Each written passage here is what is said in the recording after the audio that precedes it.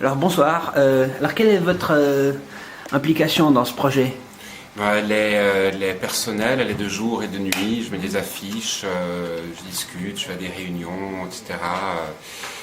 Ma motivation première, c'est que les écologistes, malheureusement, ceux qui sont au pouvoir, n'écoutent pas assez ce que dit l'IPCC, c'est les climatologues de l'ONU. Ce qu'ils nous disent, c'est que d'ici 2050, on devra réduire nos émissions de CO2 de 80%. D'autres climatologues disent 90% en 2030. Et c'est énorme. Ça veut dire que sur 10 voitures qu'on voit dans la rue là maintenant, il faudrait en retirer 9. C'est à ça qu'on arrive. Je veux dire, si on n'y arrive pas, il y a un effet d'emballement du changement climatique qui viendra hors contrôle. Donc on sait quel est l'avenir, c'est qu'il y aura 9 voitures sur 10 qui seront loin.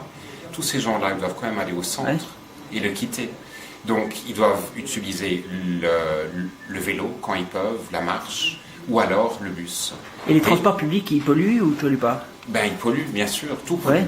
Mais beaucoup moins par passager transporté, ça pollue énormément moins. Vous voyez, là c'est un trolleybus par exemple, il est alimenté par du courant électrique. L'électricité en Suisse c'est hydroélectrique, donc on n'a pas de grosses usines à pétrole, à charbon qui brûlent pour faire du courant. L'électricité est propre. Elle est propre. Donc c'est propre. Oui, bon, ça pollue quand même parce qu'il faut construire le bus, il faut importer les matériaux, après il faut le jeter, etc. Donc bien sûr, mais par habitant transporté, par personne, c'est infinitésimalement moins. C'est combien de fois moins? Je ne sais pas. J'ai pas les chiffres, mais c'est assez évident. Un bus plein transporte 200 personnes, et il y aura un moteur pour 200 personnes, alors qu'une voiture, c'est une personne et il y aura 200 voitures. Mais le plus important, c'est donc il faut que les TPG, les transports publics genevois, absorbent une quantité très importante de passagers pendant ces prochaines années.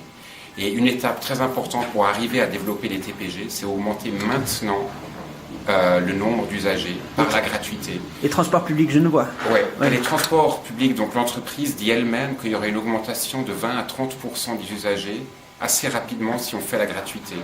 Donc ça va donner un coup de fouet, ça va donner un boost pour les TPG qui seront obligés de développer les horaires, les cadences et même le nombre de lignes. Et ça va vraiment les mettre sur une voie de bon, maintenant il faut vraiment y aller. Autre chose, on sait qu'on sont en train de se préparer dans tous les parlements maintenant une idée de péage urbain comme à Londres, comme à Stockholm. Alors qu'en fait ce qu'il faut faire c'est l'inverse. C'est-à-dire d'abord développer l'alternative à la voiture, les transports publics, le vélo, la mobilité douce, ce qu'on appelle, par la gratuité, par un afflux de nouveaux usagers qui vont dynamiser les TPG, et ensuite faire le péage urbain, les taxes CO2, etc. Si on continue comme on fait maintenant, ça va être l'inverse qui est complètement faux. Alors, une des questions que vous posiez tout à l'heure, c'était pourquoi est-ce que les gens voteraient contre, pourquoi ils sont contre? Pourquoi il y a des gens qui seraient sceptiques je pense que ça tient un peu à la mentalité occidentale qui est que la raison tourne à vide. Quand on vous propose quelque chose, vous allez réagir contre. Je vous donne un argument pour, vous allez donner un argument contre. C'est notre mentalité, c'est comme ça, c'est malheureux. Et on observe dans les votations, parce qu'en Suisse on vote 4 ou 5 fois par an sur beaucoup de sujets différents, que c'est beaucoup plus facile de faire voter les gens non. Quand il y a un projet de l'État et que 50 000 citoyens en Suisse ont des signatures et disent non, attention, on n'est pas d'accord là-dessus, on veut voter, c'est assez facile de faire voter non. Par contre, quand il y a une initiative populaire, 110 signatures dans la rue, ou 10 000 pour un canton, et qu'on propose une loi comme la gratuité, on veut faire voter oui, et là c'est difficile, parce que c'est un peu, cette philosophie un peu comme Obama aux États-Unis, il vient avec quelque chose de nouveau, et le slogan principal c'est Yes, we can. Oui, nous pouvons. Un autre de ses slogans, c'est Change you can believe in. Du changement dans lequel vous pouvez croire. Et on est tellement loin de ça. Donc, par exemple, la classe moyenne ici à Genève, ou même s'il y a les pauvres, par exemple, qui doivent payer par le transport public, combien ils y gagneraient concrètement en francs, par exemple? S'ils ont assez d'argent au début de l'année, ils payent 650 francs. Et ils ont l'accès libre au transport public pour une année. Et très souvent, pour un pauvre, il va payer plus cher que la classe moyenne. Quelqu'un de la classe moyenne, il paye 650 francs. Ça revient à 1 franc 20 par jour, quelque chose comme ça. Quelqu'un qui est pauvre, il paye 3 francs chaque fois. Ah bon? Il y a par exemple l'abonnement demi-tarif, vous payez 150 francs par an. Ça c'est comme ça aujourd'hui? Oui, 650 francs, c'est ce qu'il y a aujourd'hui. Donc il faut pouvoir se payer des économies. Il faut avoir Ouais. les 650 francs pour ensuite payer moins toute Ouais. l'année, ou autrement vous payez 3 francs chaque fois. Et il y a aussi un abonnement demi-tarif en Suisse pour 150 francs. Les trains, vous payez moitié moins. Les transports publics aussi. Mais si on n'a pas 150 francs à un moment dans Ouais. l'année, ce qui arrive pour beaucoup de gens, eh ben on n'aura même pas accès à ça, on payera plein tarif tout le temps. Par rapport à l'argent, il y a aussi une chose intéressante, c'est que nous, ce qu'on propose, c'est que sur chaque billet d'avion au départ de Genève, il y a une taxe de 19 francs. Ouais. Bon, la plupart des gens prennent l'avion quoi, une fois, 2 fois par année ou pas du tout. Si c'est 2 fois, ça veut dire, disons, 40 francs. Ouais. 40 francs au lieu de 650 francs pour le bus, c'est assez vite vu. Donc au niveau écologique, au niveau social, au niveau même logique, économique, tout pousse vers la gratuité. Mais on fait affaire à une expression d'un ami qui est le foutuisme. C'est foutu, c'est trop tard, et on est confortablement allongé dans une attitude de on ne peut rien faire, c'est trop tard, c'est foutu, ne nous fatiguez pas avec vos solutions. C'est ce qu'il y en a qui. Enfin, ouais. Mais de toute façon, l'écologie, c'est un sujet qui intéresse les gens à fond. Et puis, ça peut. Même une majorité qui sont vraiment écolos. C'est une cause qui permet de gagner des élections, peut-être. Oui, Oui. mais il y a un grand malentendu. En fait, il y a un parti écologiste. Ouais. Il y a même les socialistes qui parlent de plus en plus d'écologie, et même la droite maintenant. Ouais. Et il y a un malentendu, c'est que on vous parle d'écologie aux élections. On a eu des élections nationales en octobre-novembre. Et puis, votez pour nous, etc. Mais le sous-entendu, c'est un peu post-scriptum, on fera rien. Ah bon. C'est juste pour vous donner bonne conscience, vous allez lire un vert, j'ai voté vert. Mais oui, mon fils, mais j'ai voté vert, tu vois, moi aussi, je suis de ton côté.